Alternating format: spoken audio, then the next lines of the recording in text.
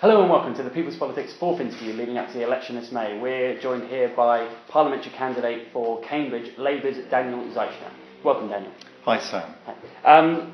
Firstly, we want to know a bit about yourself. So what got you into politics? What do you stand for? I care passionately about social justice and our National Health Service.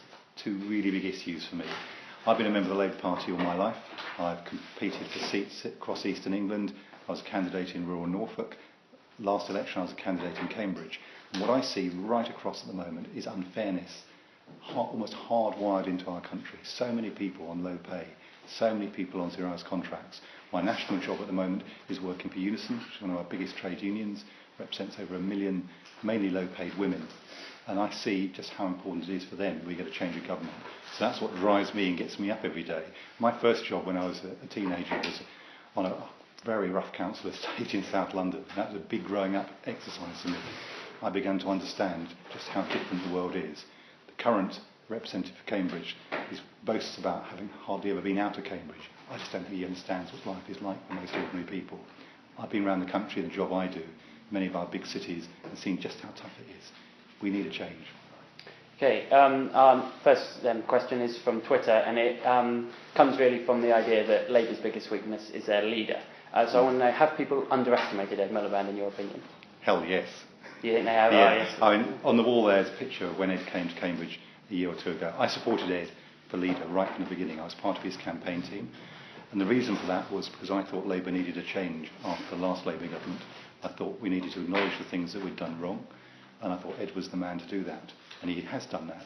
But more than that, he's been the only leader who's been tough enough to take on Rupert Murdoch. No one else was prepared to do that. That's why he gets a lot of bad publicity. He was also stopped us going to war in Syria. And he's taken on the big energy companies. So I think he's absolutely the right man. What do you say to then the Labour parliamentary candidates who have said to trying to get him away from their leaflets, like not have him on their campus leaflets? Do you think that as a... I think they're regretting it now. He's all over my literature, and he always has been. Okay. And the reason for that is because he understands what needs to be done in this country. He understands the divisions, and he's got the vision to actually do it. Now, the Conservatives massively underestimated Ed Miliband. And my, how they're regretting that now, because as was shown in the debates, he was tough with Paxman as well. Cameron looked tired and looked to me like a man who really doesn't have any idea really why he wants to be Prime Minister for the next term. Ed Miliband, he's got a vision for this country, a fairer, better country, and I'm absolutely sure that he will see it through. Okay, you talked a bit about divisions there. Obviously, earlier this year we had the Oxfam statistic about inequality and wealth globally and in the UK. So I want to know, in your view, is the current gap between the richest and poorest too big, and what do you propose to do about it? It is too big. I mean, it's a problem in Britain, it's also a problem globally.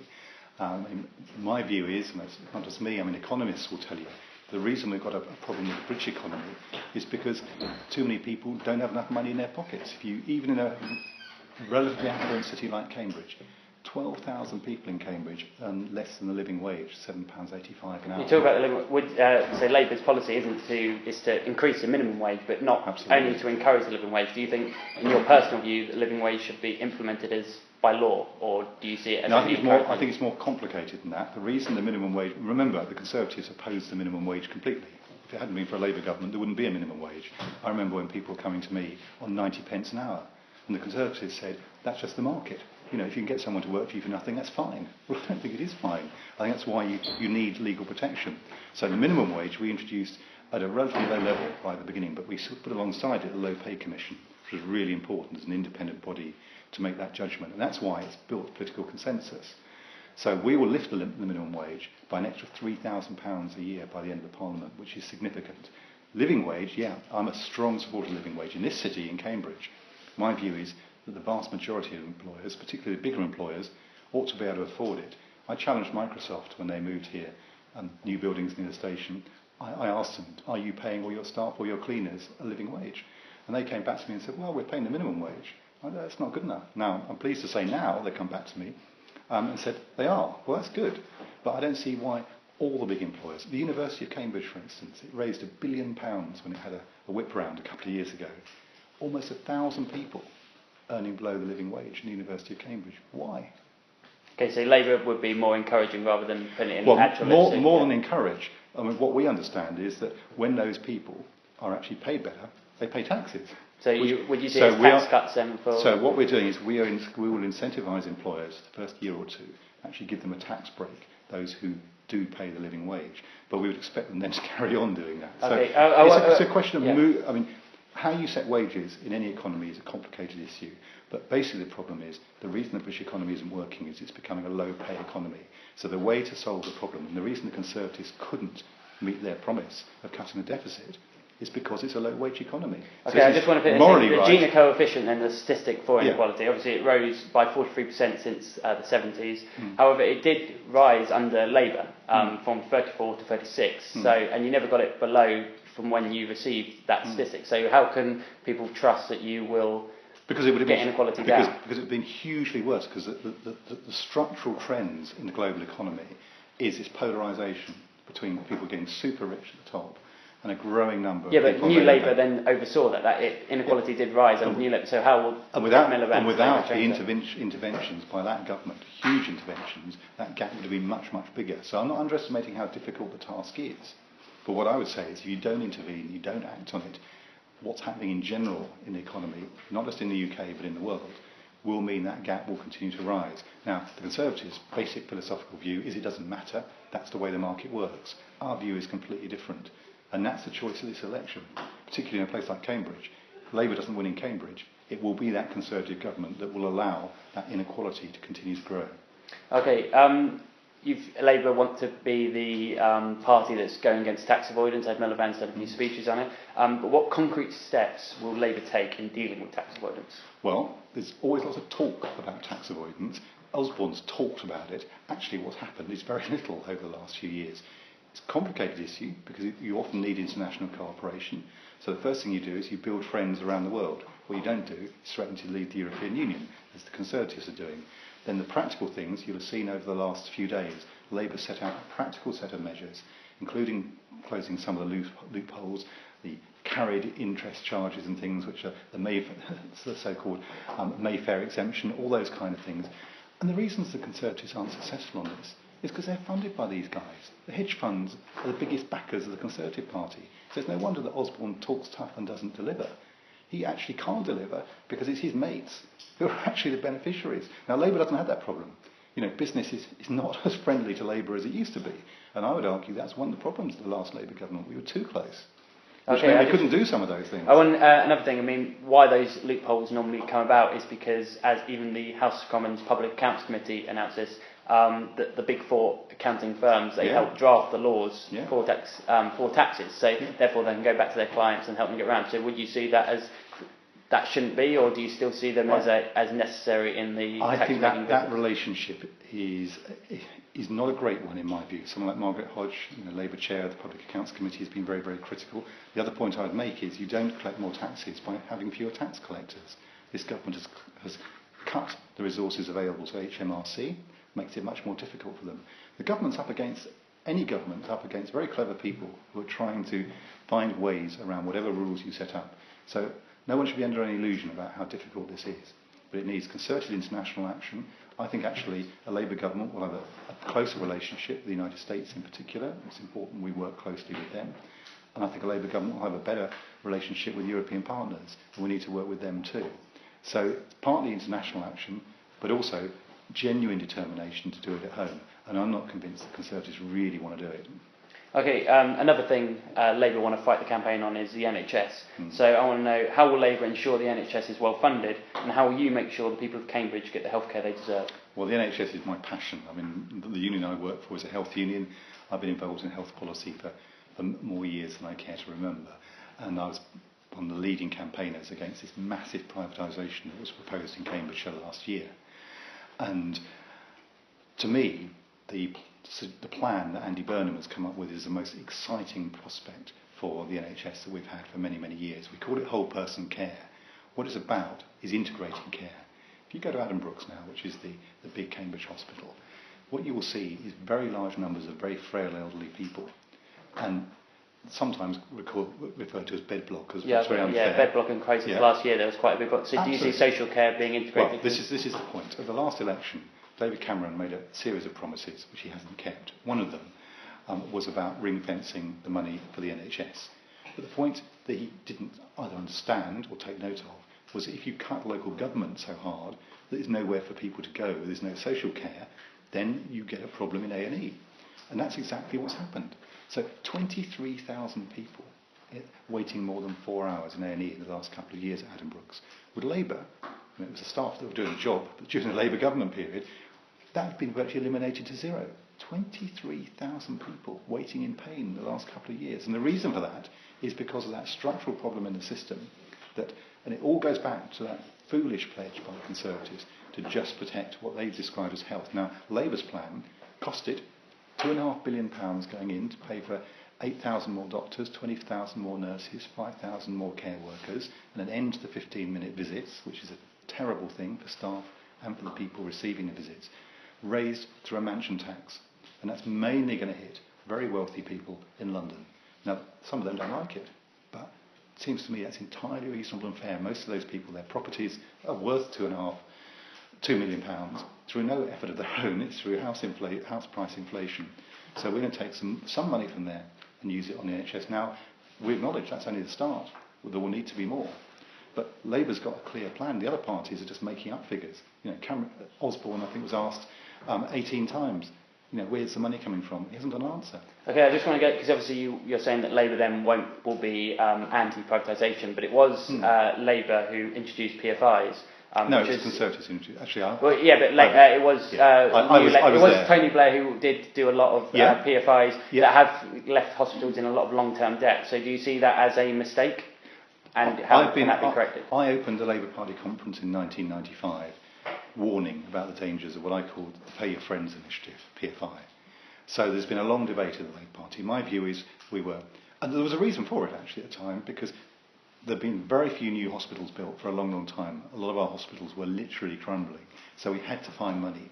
And this was thought to be, at the time, to be a reasonable way of doing it. Now, do you see it as a mistake then? Or? Well, I think it's mixed. And people always concentrate on the failures. People look at places like Peterborough, which quite clearly was financially a failure. But if you look at something like the minor injuries unit at Addenbrooke's, that's a PFI which people don't talk about because it worked. So it's mixed.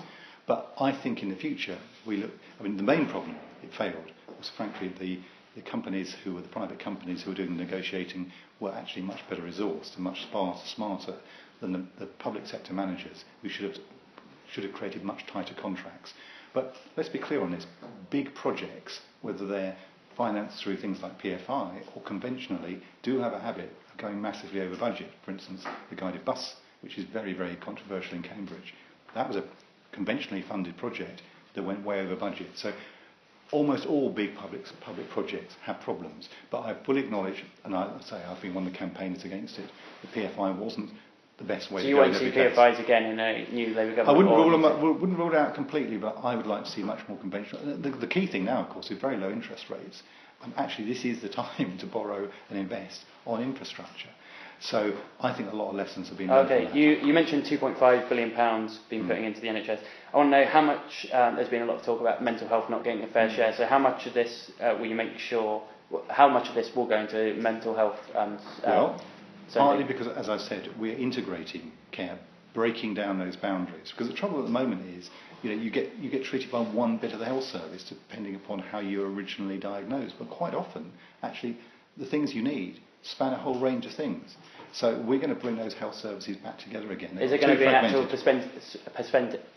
percentage that goes into mental health spending? No, it will for that very reason, because as soon as you start doing that was a mistake Cameron made by saying, I'm going to ring fence the money for health, forgetting social care, and then you've got a big problem. So you've got to be more sensible. Will it get a fairer share of then time, resources, though in a Labour government? Let's be clear. Mental health spending has fallen under this government. Liberal Democrats make a lot of this, but in fact, Norman Lamb, a Liberal Democrat, has presided over a big fall in the money going to mental health. Now, the reason for that is because he is as the Secretary of State, Minister of State, he doesn't direct the actual money in each area. That's decided locally.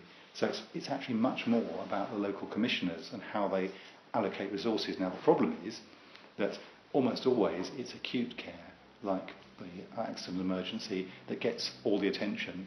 And so as the pressure grows, resources inevitably get put into that. Now, I'd argue actually you need much stricter guidance to protect things like mental health services. And that's the kind of thing we'd be looking at. But at the moment, I don't think Labour is going to be saying. I don't think the Giving Labour that to Secretary of the State is going to be sitting in Whitehall telling people individually in each area exactly how to spend their money. Because part of the problem is services and patterns of need are different in different places. Yeah. That's why you do have local commissioners. Okay. Our next question is from Twitter then. Would you say that in our society women are treated as equals to men?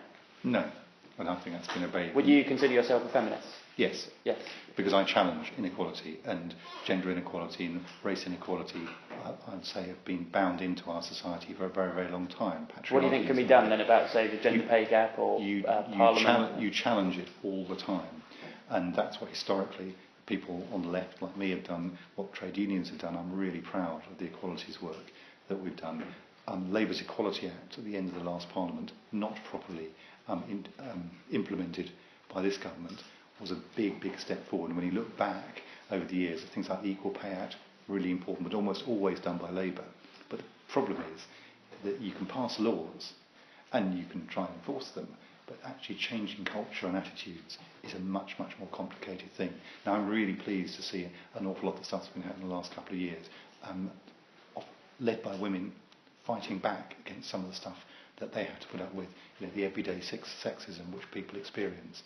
But I think men can be part of that too, and I'll be involved in that wherever I can. But a lot of it's about empowering people, giving people confidence to fight back. To do the cultural change. Yeah. Okay. And I think it's a responsibility for all of us. I have to say, I think things are a lot better than they used to be, by and large. But there's still a long way to go, and some of our culture at the top still sets poor examples. I mean, I think it's astonishing when you look at the government benches, for instance. Would you see quotas then in Parliament to try and help with that, or do you Labour's done that. I mean, Labour is the brave party that actually, and it's not easy because it upsets men often, and some would say it denies men opportunity. I'd say it's the other way around, actually, that men have always had the advantage. So actually redressing that is only right and proper.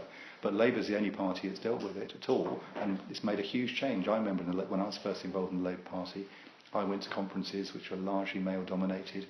The biggest change in the Labour Party was when we introduced quotas, which said there had to be as many women as men at every level, and it has changed the culture of the party. And interestingly, we've electorally done a lot better since then as well. Okay. Our next question then, I want to know yes or no first, and then we can go into more details. But life isn't always yes or no. I know, but I just want to know your opinion on this one. Did Labour get their immigration policy wrong under Tony Blair? Yes or no? In your opinion, say, letting an open door policy, was that wrong? Do you think they made mistakes, or do you think it's... I said publicly in the past that I was actually proud of the fact that we didn't take the same line as other European countries when those accession countries came in, and that we were open. In retrospect, when we saw how many people actually did come here, much bigger than the projections, I quite understand why people were concerned in some places. But a city like Cambridge, having people coming and going is absolutely critical and crucial. And our student population, and particularly postdocs and researchers, we need people coming. And the message that's gone out to the rest of the world, which is that actually Britain doesn't really want you anymore, is a serious problem. But there's a whole swathe of places where big numbers of people, particularly people coming in, undercutting people's jobs. The mistake, in my view, that Labour made was not having stronger labour laws to protect people being undercut. I actually remember raising that with Blair sort of 10 years ago, after some conversations in King's Hedges in Cambridge, where people were telling me, look, I went to work the other day and my boss told me I can have someone in to do it for half the price. Now, how would you feel about that? I said I wouldn't like it. So, I could see the problem. What do you think can be done? Obviously, Labour's big immigration thing is for 2 years before you can claim benefits. Yeah. So do you see that as a benefit tourism as a big thing, or do you? I think it's part of it. I mean, I think partly the transition with some countries coming in, obviously in the east, that have very different levels of standard of living. It's clearly very attractive in the first stages for people to come and work here. Now that begins to change. I mean, Poland has already changed, because Poland is a transformed country over the last decade. And many of the people I speak to are quite clear. They're coming here to work for a while and want to go back. So over time, it will even out. Actually, the irony might well become that actually we begin to struggle because we haven't got those people coming here to help us and do jobs which, particularly with our ageing population, we will need people to do. But the key thing, I think, as I say, is about the labour laws. Do you agree? UCL had a report in 2013 that actually said that immigration's new EU member states had actually boosted growth and it does. wages. So you do say it has helped, but it needs more stronger laws. In general, there's absolutely no doubt. The evidence is clear that migration is good for our economy. But the problem is, in some places, it can feel like the community has changed almost overnight. And that's really hard for people, that transformation. Now, the other problem we've got is actually we don't actually know who's coming and going. So one of the, I think, really positive things that Yvette Cooper has said is, and it's funded by an extra tax on the visa charges for people coming from abroad, is 1,000 extra staff on the borders. Because, frankly, in a lot of cases, we just don't know who's coming and going. And one should distinguish also between European migration and migration from outside the European Union, two quite different things. I mean, within the European Union, there's some 2 million Brits living in Spain. That's good for them. Were the Spanish always happy? I'm not so sure. But, that's part of being in the European Union. It's part of the bonus that we can go and work anywhere as well, and go and study anywhere. From outside the European Union, slightly different issue. But I would say judge it in terms of what your economy needs. If we need people, then actually it's in our interest to encourage people to come here. Being mindful of the effects that might have on their home countries, of course. Okay, our next question is, obviously here at the People's Politics we try and engage people of all ages, but particularly the young are quite accused of being apathetic. In my experience. What policies would you introduce to get more young people involved in politics? Right, well, first thing we tend to watch voting age, because, and I've been campaigning on this for years now, and I'm really pleased to say that the Labour Party's made a decision now, if we win the election, we will lower the voting age to 16. And some people say, well, that's too young, but actually anyone who's just below the age of 18 now won't get a vote till they're 23. That's the thing to remember.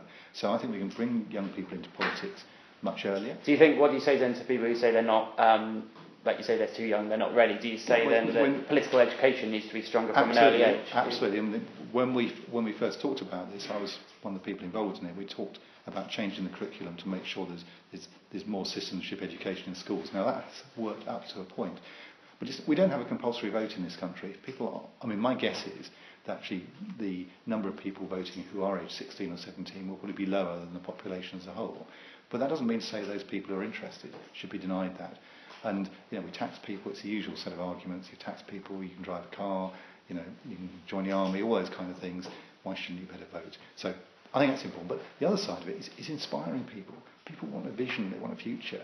And I think particularly around things like tuition fees last time, a lot of people were so dismayed when you got a national political party making a promise it knew it couldn't keep, and then completely breaking it in office. So you've got to be honest with people, but also inspire.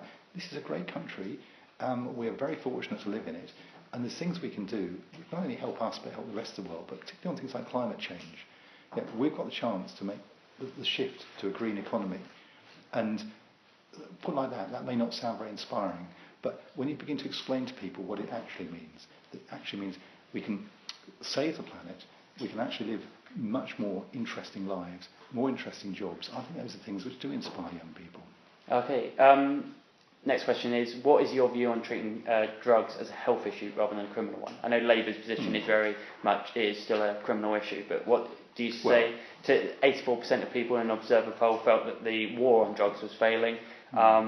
Cameron and I think Ed Miliband is kind of adamant that if you did decriminalise in cannabis, then use would go up, and that's bad. You can't say it to people. Do you not think that maybe treating it more as health, you would help more addicts, less people dying? Well, we've been around this debate a lot of times, and I'm open to looking at new approaches, but I have to say when Labour altered the classification on cannabis last time round, it actually led to quite a lot of confusion and misunderstanding, and it didn't really work in the way that we'd intended, so it was then reclassified back again. Personally, I'd leave the drug laws alone at the moment. I think the police use their discretion on enforcement by and large, and the message I would put to young people, particularly on cannabis, is cannabis isn't just one drug. Skunk is quite dangerous. And do you not then think that maybe better regulation on the... I think you'll still have a black market, I'm afraid. Almost inevitably. So the idea that the war on drugs is a kind of a totem, and I think that's a trivialisation of it. But every society has legalised drugs. We have alcohol, we have tobacco. I think if you actually just didn't have any laws, what you'd have to accept is usage would rocket, and you'd have a whole range of attendant health issues. Alcohol and tobacco are our two biggest killers. We're working very hard to try and explain to people the dangers of tobacco. We don't ban tobacco. We regulate it very, very hard. Maybe at some point in the future there'll be other drugs that we take a similar approach to. But in the end, my message to everybody would be just treat these things carefully. And I'm always happy to discuss it over a drink. Okay.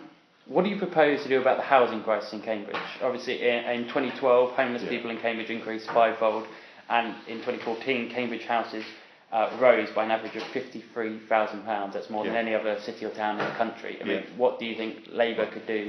What can you do in this city? We could talk for hours about this. Homelessness is a slightly separate issue, I would say, because that's actually about often a whole range of issues, not just about housing. But I mean, certainly it's the case that anyone at the bottom is going to struggle to afford anything in Cambridge. So, some big things here. One, we're going to tackle over a quarter of people live in private rented sector now.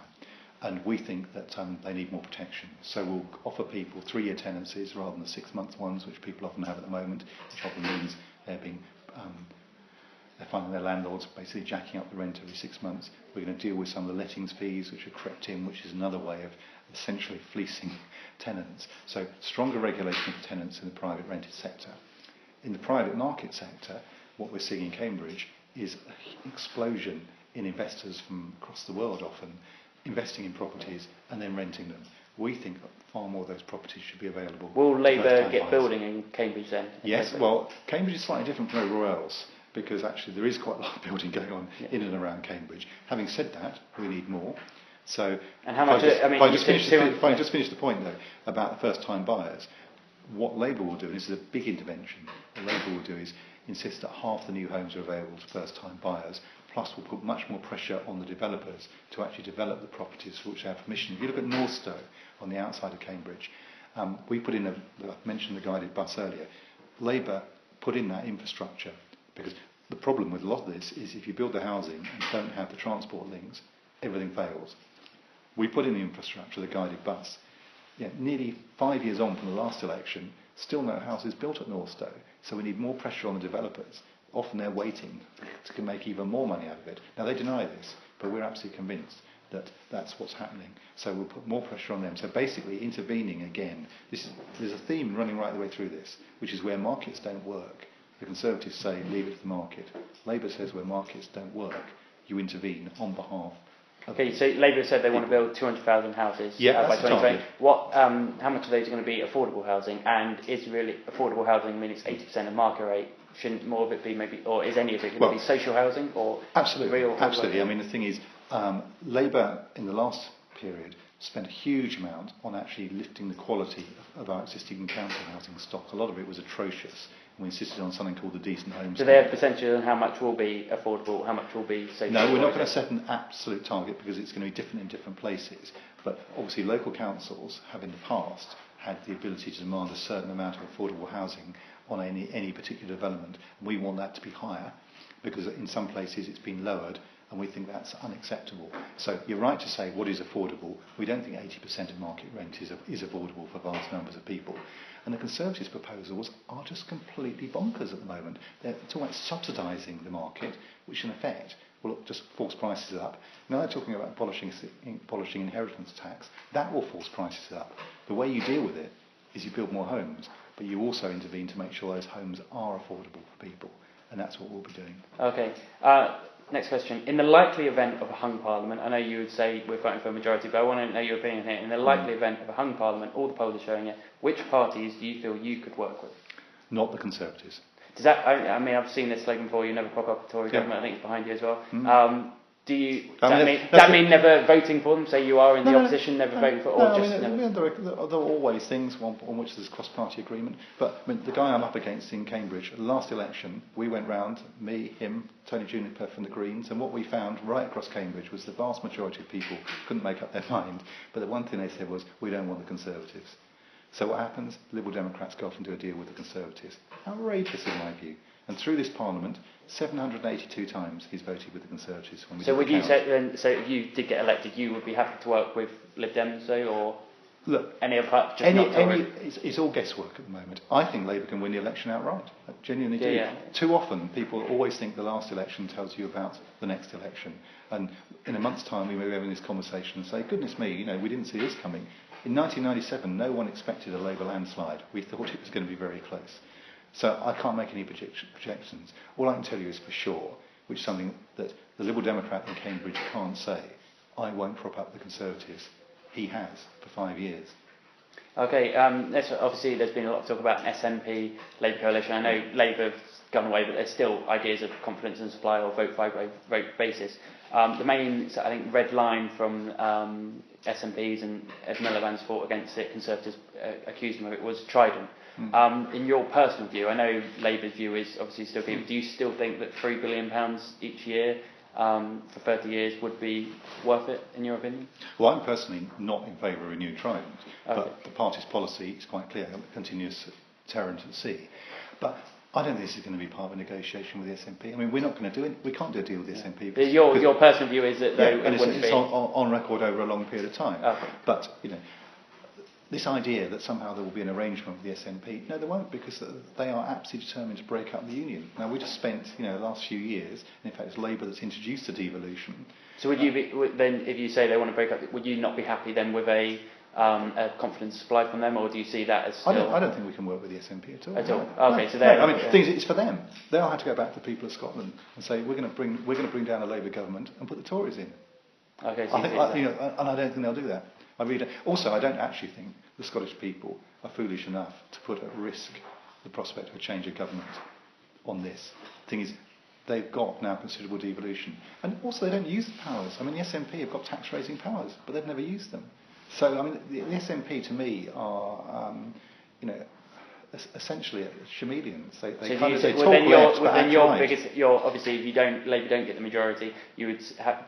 Lib Dems would be your only viable... I don't think there'll be many Lib Dems to do a deal with. Okay, so I mean, frankly, if Labour doesn't win enough seats, and this is what I keep saying to people in Cambridge, if Labour doesn't win Cambridge, we're going to be in this kind of sort of somewhere between 275 and 300 position. There'll probably have to be another election. And I don't think anyone wants that. So just do the right thing the first time. Yeah?